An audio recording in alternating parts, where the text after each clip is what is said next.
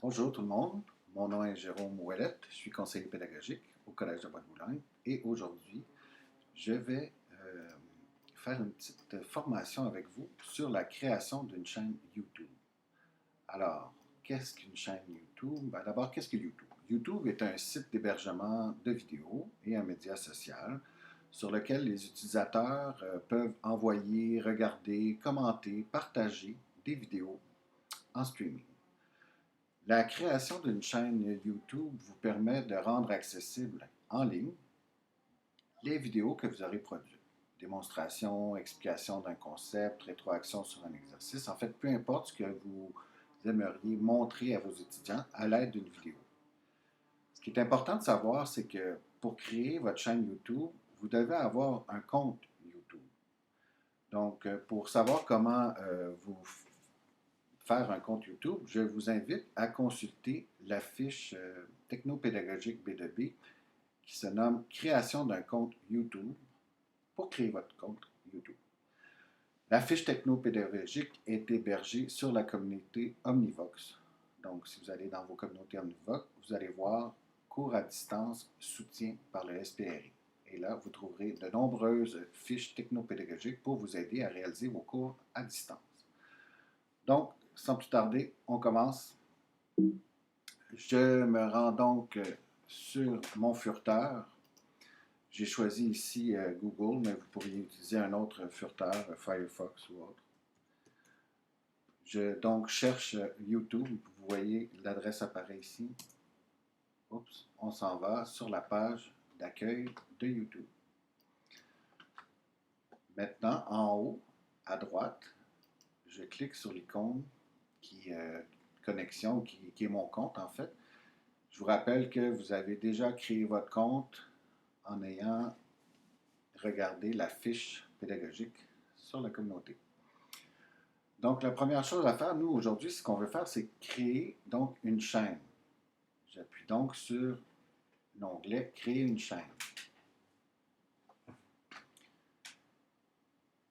Ensuite, vous pouvez suivre le petit guide aide.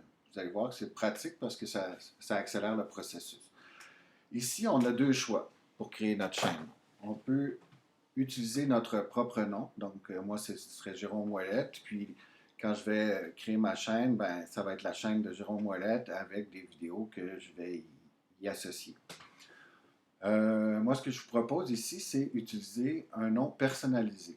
Parce que dans le fond, vous pourriez créer plusieurs chaînes selon les cours que vous donnez et y associer des vidéos à chacune d'elles. C'est un choix qui vous appartient. Et ainsi aussi, c'est que la chaîne peut porter le nom de votre cours ou enfin plutôt que votre nom. Donc, moi, je vais sélectionner ça ici. Alors, maintenant, je dois donner un nom à ma chaîne. Donc, mon cours B2B. Dans ce cas-ci, vous pourrez mettre le numéro de cours ou le nom que vous souhaitez, du moment que c'est clair pour les étudiants. Donc, je comprends que doté de son propre paramètre, vous allez comprendre un petit peu plus tard. Donc, je crée la chaîne. On est patient. Donc, vous voyez en haut, mon cours B2B a été créé. Maintenant, je pourrais ajouter, si je le souhaite, une image. Donc, moi, je vais aller me chercher une image sur mon bureau. Là, j'aurai placé l'image que je souhaite incorporer à un endroit facile à retrouver. Donc, moi, ici, je vais prendre juste le petit B de B2B comme ça. Et puis, je vais l'ouvrir. Voilà. Vous pourriez ajouter une courte description ici. Dans mon cas, je vais passer ça ici, puis je vais tout de suite aller à continuer.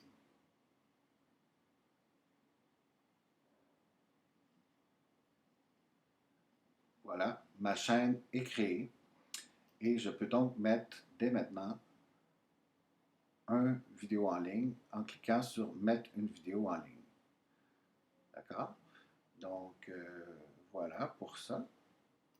On clique.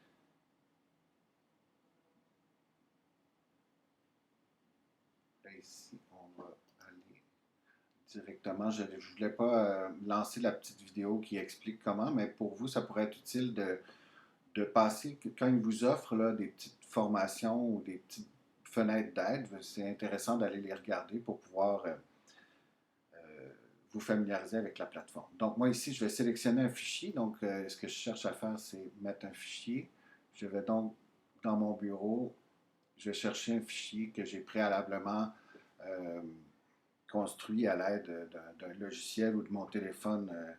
Encore une fois, vous pouvez aller sur la communauté cours à distance, aide par, pardon, un cours à distance, soutien par le SPRI sur la communauté Omnivox. Ainsi, vous allez voir différents outils là, qui peuvent vous aider à créer une vidéo. Mais une fois que votre vidéo est faite, bon, ben, elle est enregistrée sur votre bureau à quelque part et vous allez la sélectionner et vous cliquez Ouvrir.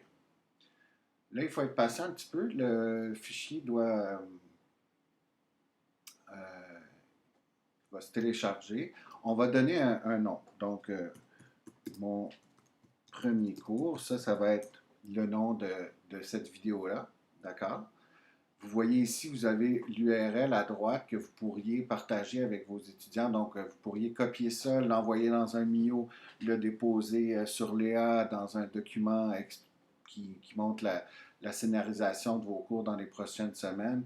Vous pourriez le mettre sur Moodle, soit dans une page web Moodle ou n'importe quel fichier que vous aimeriez déposer pour vos étudiants. Ça peut être dans un PDF. Enfin, c'est ce qui va mener directement à votre vidéo. Ensuite, je vais comme ça. Est-ce que, ici, c'est important là, de cliquer, est-ce qu'elle est conçue pour les enfants? Vous cliquez oui, ça vous évite là, de rentrer plusieurs autres paramètres. Je fais suivant. Ensuite, ici, éléments de la vidéo, ce n'est pas nécessaire de vous attarder ici. Vous pourrez explorer plus en avant, mais là, comme pour un souci de temps, je passe rapidement sur cette section. Ça ici, c'est très important. Vous ne voulez pas nécessairement rendre votre vidéo publique à l'entièreté de la planète. Donc, moi, ce que je vous propose, c'est de faire non répertorié et ainsi, seuls les gens, les utilisateurs qui disposent du lien pourront y aller.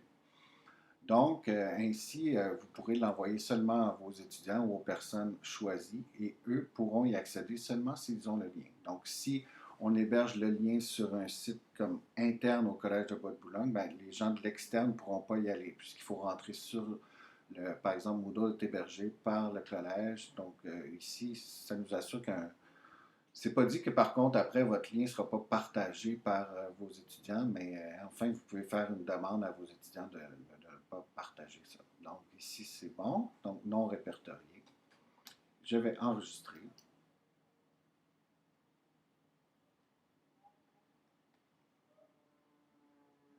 Ma vidéo est mise en ligne. Vous voyez ici encore une fois le lien.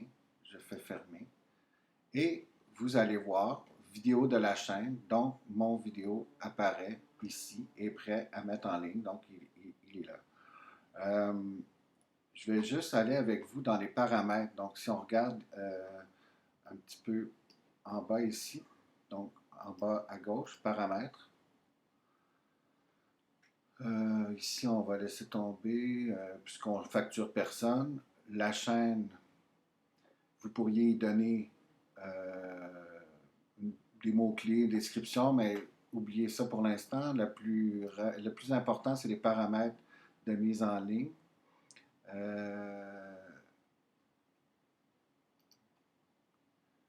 D'accord, on n'a pas c'est plutôt des autorisations, excusez-moi, qui sont non même pas.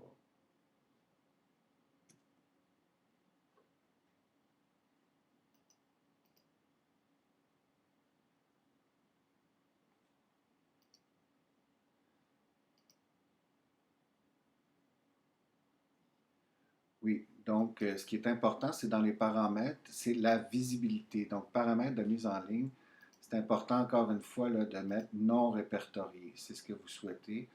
Votre chaîne aussi sera non répertoriée, tout comme vos vidéos. Donc, ainsi, seulement les gens là, avec le lien pourront y avoir et votre chaîne ne sera pas rendue publique à tous. D'accord? Donc, voilà, on enregistre. Nos paramètres son ampli. Et voilà, on est prêt à écouter notre vidéo. Je clique donc sur ma vidéo juste pour voir à quoi ça ressemble. Et vous voyez, ça s'ouvre directement dans une page YouTube. Et la vidéo peut commencer. Bonjour. Alors, Donc, voici, j'espère que cette vidéo vous a été utile. Vous pouvez me joindre par Mio. Je tenterai de répondre à vos questions le plus rapidement possible. Et puis, en espérant que vous allez pouvoir utiliser cette chaîne YouTube, votre chaîne YouTube, pour rendre accessibles vos vidéos à vos étudiants. Alors, je vous souhaite une belle journée.